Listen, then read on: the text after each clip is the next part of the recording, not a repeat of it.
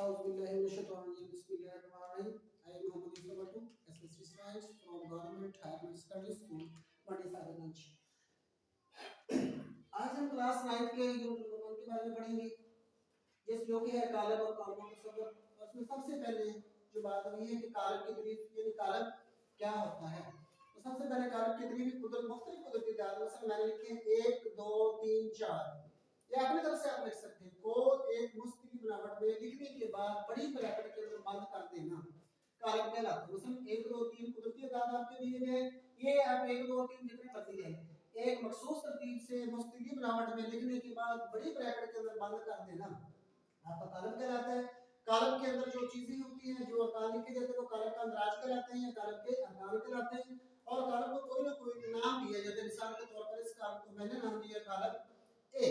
तो इसके अरकान फर्ज कर लें 1 2 3 4 की बजाय ले लेते 1 और 3 ले लेते हैं। 1 और 3 को इस ऊपर से नीचे ये लेफ्ट राइट क्लिक कर बड़ी ब्रैकेट के अंदर बंद कर दो, उसको कोई नाम दे ले, तो ये आपका कॉलम बन जाता है। बड़ा आसान है। इसके बाद दूसरी बात आ जाती है कॉलम में कतारों से क्या मुराद है। ये कॉलम में कतारें क्या होती हैं। किसी भी कॉलम में बाएं से दाएं जानब जो रो लिखी जाती है, जिनको हम उफ़की लाइन भी कहते हैं, उफ़की लाइनें जो लिखी जाती हैं वो उस कॉलम की कतारें कहलाती हैं। मिसाल के तौर पर आपके सामने कॉलम दिया गया है जिसका नाम लिखे एक कॉलम। इसमें ऊपर देखिए 1 और 2 जो होती हैं ये आपकी रो मान के लाएंगे, 3 और 4 आपकी रो जो होती है वो टो कहलाती है।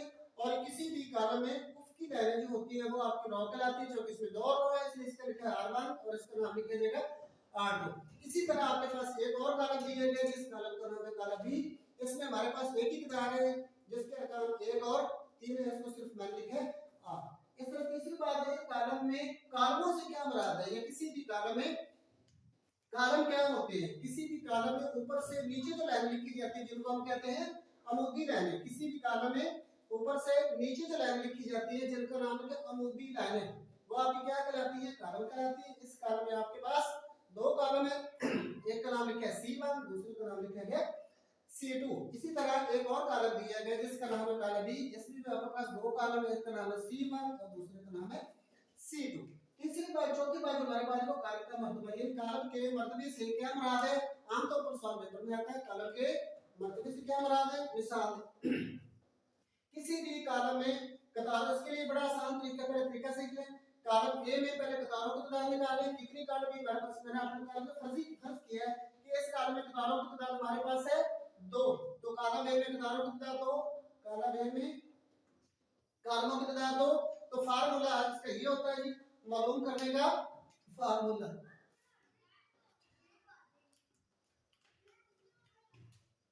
मर्तबा मालूम करने का फार्मूला, इसको हम लिखते हैं आमतौर पर बुक में जो लिखा है वो है n/c। लेकिन ये सबसे ज्यादा आसान फार्मूला आपका ये वाला r/c। किसी भी कॉलम को मालूम करने के लिए ये फार्मूला इस्तेमाल किया जाता है m/n, लेकिन आप इस्तेमाल करें r/c। r से मुराद होता है रो की तादाद, इसके बाद डैश लगानी है, बाय लगाना है, इसके बाद फिर डैश, इसके बाद c। अब मिसाल के तौर पर आपके पास ये कॉलम दिया गया है, तो इसमें देखिए दो ही हमारे पास कतारें हैं, दो ही आपके पास कॉलम है, इसको मर्तबा लिखेंगे 2/2।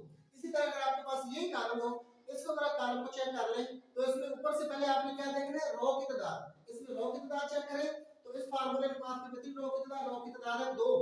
और कॉलमों की तादाद अगर चेक करें इस फार्मूले के मुताबिक तो कॉलमों की तादाद हमारे पास है 1। तो इसका आपके पास क्या आ जाएगा मर्तबा वाला, इसका मर्तबा आपके पास आ जाएगा 2/1। r/c ये आपके फार्मूले की रो की तादाद, इसके बाद डैश बाय इसका आ जाएगा 2/1। ठीक है। इसी तरह इसका अगर निकालना चाहे, इसमें एक रो है, आपके पास दो कॉलम है, तो इसका पास है 1/2। इस मुख्तलिफ तरीकों से आप जो कि आप मुख्तलिफ कॉलमों का मर्तबा मालूम कर सकते हैं। इसके बाद अगली जो की बात है वो आपके मुसावी कॉलम। मुसावी का मतलब तो बराबर है। इन मुसावी कॉलम से क्या मुराद है, आमतौर पर पेपर में आता है मुसावी कॉलम से क्या मुराद है। मिसाल दे दो या दो से दो कॉलम ए और बी एक दूसरे के मुसावी कॉलम कहलाते हैं। दो कॉलम ए और बी एक दूसरे के मसावी कॉलम कहलाते हैं। उसकी भी दो शर्तों को हम लाजमी, नंबर 1 दोनों कॉलमों का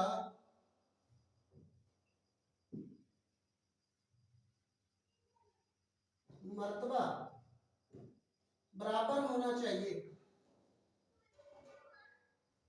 पहली शर्त जो है वह दोनों कालमों का मजमा बराबर होना चाहिए, और इसके लिए दूसरी शर्त क्या है, दोनों कालमों के मुतनाज़रा अरकान एक जैसे होने चाहिए, एक जैसे होने चाहिए। इस कालम को हम चेक करते हैं। मैंने फर्ज किया है कि आपके पास कालम है जिसके अरकान है 1, 3, 2 और 5। एक दूसरा कालम है जिसके अरकान है 1, 5, 2 और 3। इसके लिए पहले देखिए दोनों कालमों का मर्तबा बराबर है। मर्तबे का मतलब किसी में अरकान कितना 4 है, इस कालम में अरकान कितना होती है वो 4 ही है, या इसमें कतारों की तादाद भी 2 है, कालमों की तादाद भी 2 है, इसमें भी कतारों की तादाद 2 और कालमों की तादाद भी।